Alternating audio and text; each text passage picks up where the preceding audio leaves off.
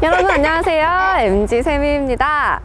자, 이제 벚꽃이 다 지고 5월이 찾아왔습니다. 요즘 날씨가 너무 화창하고 좋은데요. 그래도 우리 공부해야 되잖아요. 5월은 또 공부하기에 굉장히 좋은 달 같아요. 세미 씨 5월 달에 또 중요한 거 있잖아요. 5월이요? 뭐가 있죠? 세미 씨한테 되게 중요한 달인데. 아, 가정의 달.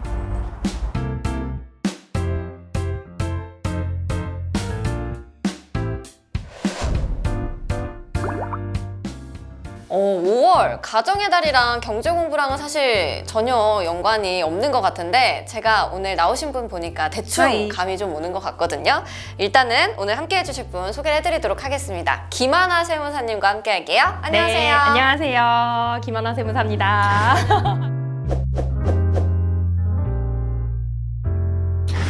아니 지금 세무사님이 나온 거 보니까요. 이제 세금과 관련된 것 같은데 그래서 5월이 왜 중요한지 5월이 뭔가요? 우리 세미님, 우리 도너리 이퇴직자 연말정산편 안 보고 오셨군요. 네.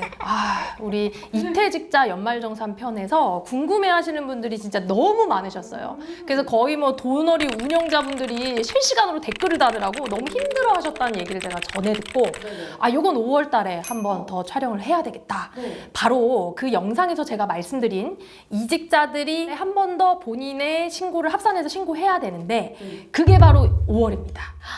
그러니까 이직을 하신 분들, 이퇴직자라고 하셨으니까 퇴사하신 분들도 그 시기에는 이제 연말정산을 회사에서 안 해주니까 스스로 5월에 해야 된다는 그 말씀. 네, 맞아요. 그래서 직접 스스로 세금 신고를 해야 되는데 사실 직접 세금 신고를 혼자 다 하기가 너무 어렵잖아요. 네, 어려워요. 그렇다고 뭐 우리가 월급 받고 세무사 찾아가서 부탁할 수도 없는 노릇이고 그래서 오늘은 좀 그 얘기를 해보려고요. 그러면은 그 이퇴직자 말고도 5월에 세금 신고를 하는 분들이 더 있다면서요? 있어요.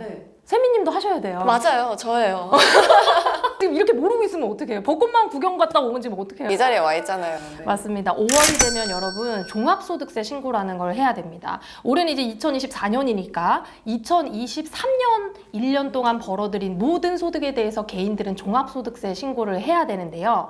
이때는 우리가 사업자 등록번호가 있는 사업자들 그리고 사업자 등록번호가 없는 3.3 우리 세미님처럼 저예요. 프리랜서, 네. 그렇죠? 프리랜서 하시는 분들은 반드시 5월 종합소득세 신고를 해야 되는데 보통 이제 사업을 하시는 분들은 세금에 대해서 좀 많이 알고 계셔서 전문가의 도움을 받거나 이러기가 쉬워요. 근데 우리 근로자분들은 원칙적으로 회사에서 연말정산을 함으로 세금 신고가 모두 다 종결되기 때문에 사실 이 세금 신고하고는 무관하게 살아오신 분들이 많거든요.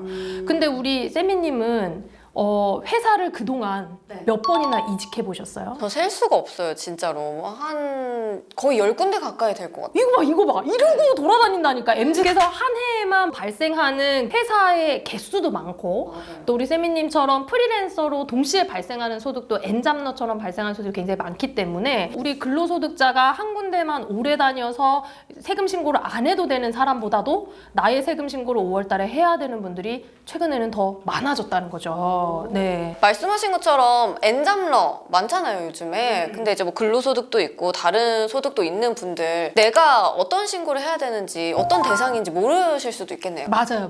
보통 잘 모릅니다. 내가 뭐 얼마 들어오는지도 다 지나서 모르고 있는 분들도 굉장히 많고요. 그래서 요거를 먼저 여러분들이 확인해 보셔야 되는데 일단 제가 종합소득세 신고를 해야 되는 분과 그렇지 않은 분을 조금 분류를 나눠 드려 볼게요. 그러면 여러분들이 도대체 어디에 속한지 좀 알 수 있겠죠? 자, 일단 우리 세미님처럼 10군데 이직하지 않으신 분들 그러니까 나는 되게 진득하게 한 회사를 오래 쭉 다녔다 이런 분들은 세상 걱정 안 하셔도 돼요. 그냥 회사에서 하라는 대로 연말정산 자료 제출하고 회사에서 하라는 대로 월급 받고 또 정산해주는 대로 받고 그렇게 하시면 됩니다. 물론 원천징수 영수증을 통해서 제대로 됐는지는 이제 본인이 확인을 하시면 되는 거고요. 그런데 내가 근로소득으로 월급을 받는 회사를 2군데 이상 다니셨다. 그러면 본인이 근로소득을 합산했는지 확인할 필요가 있어요. 그리고 또는 내가 회사에서 월급을 받고 있는데 추가로 어떤 내가 뭐 개인적으로 프리랜서 일을 한다던가 아니면 요새는 이제 개발자들은 본인이 알바로 막 이런 거 좀 짬내서 이런 거 일도 하더라고요. 그러니까 그런 식으로 어떤 식으로든지 추가 소득이 발생하신 분들은 확인을 해보실 필요가 있어요. 그러니까 완전 한 회사만 다녔다? 안 해도 돼. 그런데 회사를 2군데 이상 다녔다? 그러면 확인할 필요가 있다. 다른 소득이 추가로 발생했다? 엔잡러다? 그 사람들은 무조건 확인해야 된다. 좀 느낌이 왔죠? 네, 느낌이 왔어요. 근데 이게 세금 신고가 지금 느낌은 오기는 하는데 막상 내가 직접 하려고 하면 감이 잘 안 오거든요. 어떻게 해야 되는지, 뭐가 누락됐는지 확인할 수 있는 방법이 있나요? 확인할 수 있는 방법이 있죠. 자, 일단 여러분 우리 컴퓨터로 홈택스 홈페이지에 들어가셔서 내 공인인증서로 로그인을 하면 1년 동안 발생한 나의 소득을 모두 다 조회해 볼 수가 있습니다. 그리고 또 우리 핸드폰 어플은 손택스예요, 여러분. 내 손 안에 홈택스 이래가지고 손택스라 그러는데 손택스를 들어가도 모두 다 확인을 해볼 수가 있어요. 뭘 확인해야 되느냐 하면 지급 명세서라는 걸 확인해야 돼요. 봤어요. 봤어요? 봤어요. 언제 봤어요? 그 세무사님이 이거 해오세요 이렇게 해서 그냥 해서 갔어요. 그렇죠. 그 지급 명세서가 포인트예요. 자, 우리 세미님한테 이렇게 출연을 하고 출연료를 지급하는 회사는 반드시 돈을 지급하면서 지급 명세서라는 걸 국세청에 보고하게 됩니다. 자, 월급을 주더라도 보고하고 3.3 소득으로 주더라도 보고하고 기타 소득을 주더라도 다 보고해요. 자, 무슨 얘기냐면 내 입장에서 홈택스에 들어가서 조회하는 지급 명세서가 내가 신고해야 되는 나의 모든 소득이다. 이렇게 생각하면 돼요. 그럼 도너리에서도 저한테 이제 지급 명세서를 해주시는 거잖아요. 그렇죠. 그쵸? 그렇죠. 도너리에서 이제 사업소득 지급 명세서를 줄 텐데 네. 이거는 언제 신고할까요? 자, 이 오늘 촬영분에 대한 건 언제 이걸 신고해야 될까? 내년이죠? 그치, 내년이죠. 이렇게 물어보시는 분들이 있어요. 내가 진짜 너무 당황스러운데, 그러면 지난달 것까지 드리면 될까요? 이러시는데, 아닙니다. 그건 아니고, 2023년 1월부터 12월까지의 지급명세서를 조회하셔가지고, 자, 여기서 내가 근로소득이 있는지, 사업소득이 있는지, 기타 소득이 있는지 확인을 하셔서 내 신고 노선을 정하면 될 거예요. 일단 나에게 무슨 소득이 있는지 1차적으로 확인했다. 됐죠? 자, 그러면 이제 국세청에서는 저도 지난주에 문자를 받았거든요. 당신은 종합소득세 신고 대상입니다. 이렇게 알림 문자가 오거든요. 저는 안 왔으면 그럼 어떻게? 그러면 홈택스에 들어가셔서 나에게 보낸 우편물을 조회할 수 있어요. 국세청이 나에게 보낸 우편물을 조회하면 거기에 내가 무슨 신고 대상자인지가 나옵니다. 샘미님 같은 경우에는 아마도 3.3 소득이 있기 때문에 모두 채움 단순 경비율 대상자입니다 라는 식으로 올 수가 있어요. 봤어요. 봤지? 단순 경비율. 봤지? 네, 봤어요. 그렇지, 이렇게 날아옵니다. 어. 자, 그런데 조회를 했는데 저는 아무것도 우편물이 안 왔는데요? 이런 분들도 있어요. 그분들은 근로소득만 있는 분들이에요. 왜냐면 근로소득자들은 회사에서 알아서 해주니까 국세청이 굳이 안 챙기는 거예요. 안 챙겨요. 그래서 우편물을 받지 않기 때문에 우리 이중 근로자라던가 다른 소득이 없는 분들은 본인이 알아서 근로소득세 합산 신고를 해야 돼요. 근데 이직자 같은 경우에는 어차피 지금 있는 회사에서 했을 거잖아요. 그렇죠. 근데 왜 다시 또 해야 돼요? 그렇죠. 지금 내가 다니고 있는 회사에서 당연히 했을 건데. 근데 지금 다니고 있는 회사에서 나의 이전 회사의 정보를 알 수가 없어요. 이전 회사의 정보를 알려면 소득자인 본인이 우리 회사에다가 이전 회사에서 받은 원천징수 영수증을 제출하고 합산해서 연말정산을 했어야 되는데 그걸 제출을 못해서 누락됐거나 아니면 제대로 합산 보고가 안 됐었을 가능성도 있어요. 네, 그렇기 때문에 2개 이상의 회사가 있는 분들은 한 번 더 확인을 해보실 필요가 있습니다. 자, 그리고 중도에 퇴사한 사람들의 경우에는 우리가 2023년 중간에 퇴사를 했으니까 이때는 나의 연말정산 자료를 회사에 제출을 하고 신고를 했을 리가 없겠죠. 그렇죠. 그렇기 때문에 중도에 퇴사한 소득 자료하고 이제 다음 회사에서 받은 소득 자료를 합쳐서 나의 1년치 연말정산을 반영하는 효과도 있어요. 그렇기 때문에 이렇게 합산해서 신고해서 나의 연말정산 세액공제라던가 소득공제까지도 몽땅 다 반영해서 정산한다. 그렇게 생각도 할 필요가 있습니다. 자, 그런데 이렇게 중도에 퇴사한 분들이 나의 ABCD 모든 회사를 다 더해가지고 5월 종합소득세 신고를 하고 보면 사실 내가 중간중간 퇴사했을 때 소득이 몽땅 다 합쳐준 거기 때문에 당연히 세금이 더 나올 수 있거든요. 그래서 내가 이걸 눌러보고 뭐야 세금이 더 나오잖아 이러고 신고를 안 해버릴까라고 생각하시는 분들도 있어요. 근데 사실 그러면 안 되고 급여 소득이 몇 군데 회사에서 발생한 거는 당연히 몽땅 다 합쳐가지고 제대로 신고를 해야 되는 겁니다. 그리고 마지막 회사에서 사실은 다 합쳐서 연말정산을 했었어야 되는 거예요. 그렇기 때문에 세금이 더 나온다고 여러분 안 하시면 안 되고요. 세금 신고하시면서 우리가 연말정산 자료를 충분히 반영해서 그 세금을 이렇게 차감할 수 있도록 여러분들이 계산을 해보는 세우는 게 더 중요할 것 같아요. 안 하면 어떻게 돼요? 안 하면은 날아옵니다. 우편물이. 급여소득이 발생했는데 합산 신고를 안 하셨네요. 이렇게 날아와요. 날아와요. 벌금이나 이런 게 있나요? 그건 벌금이 있죠. 왜냐면은 더 내야 될 세금이 있는데 안 낸 거기 때문에 이때는 가산세가 붙어요. 네. 좀 무섭나요? 금액이? 금액이 무섭냐고 10% 더 내야 돼요. 10% 세금 안 낸 거에서. 10%에서 이자까지 붙기 때문에 약 한 11%에서 2% 붙는다고 보시면 돼요. 네. 자, 가산세를 내고라도 감수할 의지가 있는 두 분입니다, 지금.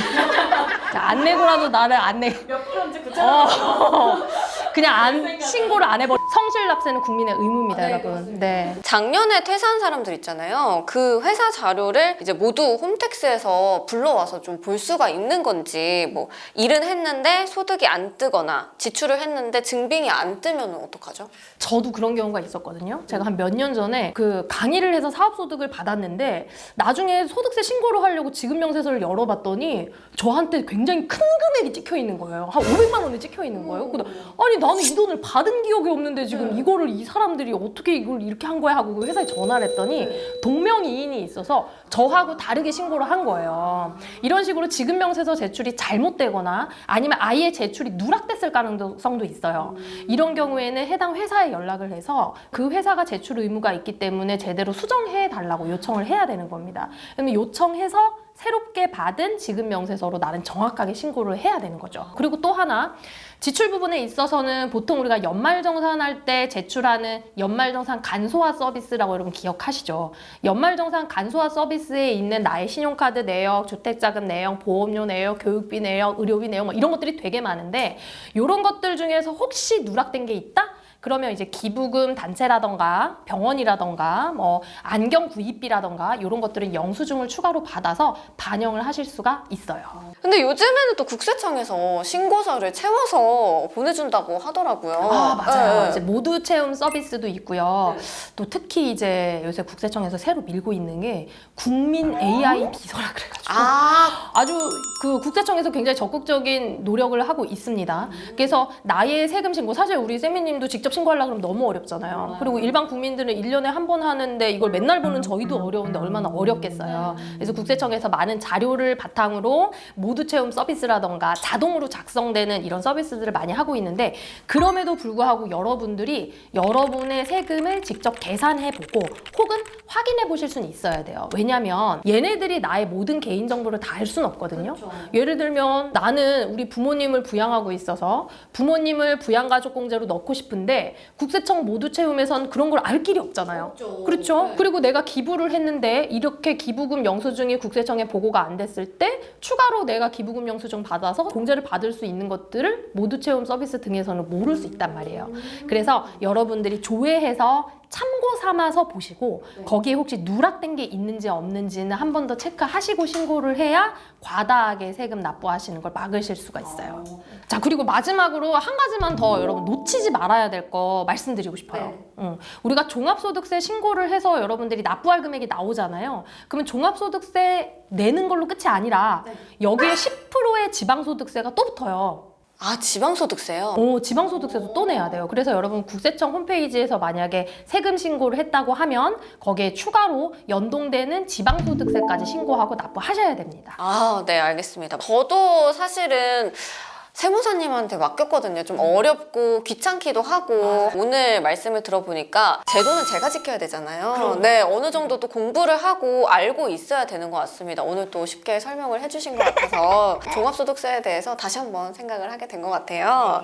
그래서 5월은 가정의 달도 맞지만 종합소득세 신고의 달이다. 저같이 프리랜서로 일하시는 분들 그리고 개인 사업자 분들 이퇴직하느라 연말정산 못하신 분들은 이제 세금 잊지 마시고 꼭 신고를 하시기 바라겠습니다. 자, 오늘 도움 말씀 주신 하나 세무사님 감사합니다. 네, 감사합니다. 여러분 5월에 세금 신고 잊지 마세요. 잊지 마세요. 5월입니다.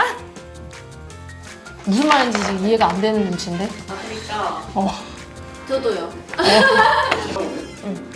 안 하면 안 되죠. 무조건 해야 돼요. 이건 안 하는 건 없어. 무조건 해야 돼.